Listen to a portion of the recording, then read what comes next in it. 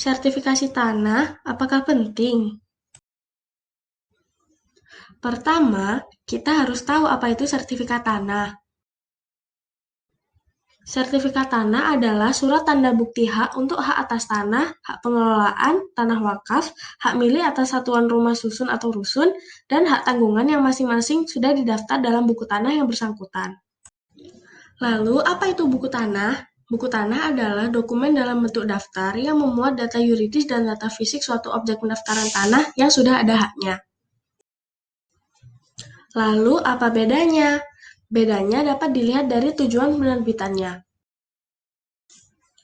yaitu buku tanah tidak bisa digunakan untuk kepentingan jual beli tanah, sebab di dalamnya hanya berisi data-data saja, sedangkan sertifikat tanah diterbitkan untuk kepentingan pemegang hak yang bersangkutan, maka bisa digunakan sebagai kepentingan jual beli. Apa itu sertifikasi tanah? Sertifikasi tanah adalah suatu proses pemberian atau pembuatan sertifikat tanah oleh pemegang hak yang bersangkutan terhadap tanah yang bersangkutan. Lalu, mengapa masih banyak tanah yang belum bersertifikat? Karena masyarakat mempertimbangkan biaya pembuatan sertifikat yang mahal dan lambatnya proses pembuatan sertifikat.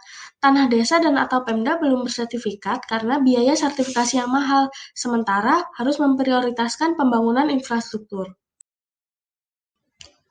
Apa alasan pentingnya sertifikasi tanah?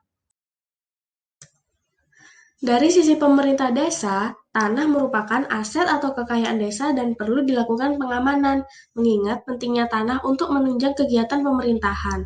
Pasal 6 ayat 1 berbunyi, aset desa yang berupa tanah disertifikatkan atas nama pemerintah desa.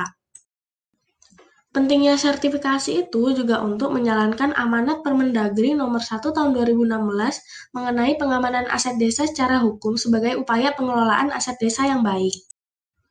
Berdasarkan Permendagri nomor 1 tahun 2016 pasal 19 ayat 2 bahwa pengamanan aset desa sebagaimana ayat 1 meliputi yang pertama, pengamanan administrasi antara lain pembukuan, inventarisasi, pelaporan, dan penyimpanan dokumen kepemilikan.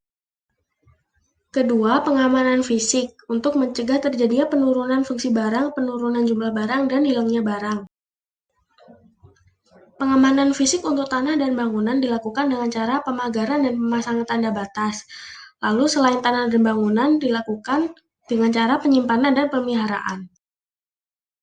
Yang terakhir adalah pengamanan hukum, antara lain dengan melengkapi bukti status kepemilikan. Maka pemerintah desa perlu melakukan sertifikasi tanah milik desa atas nama pemerintah desa.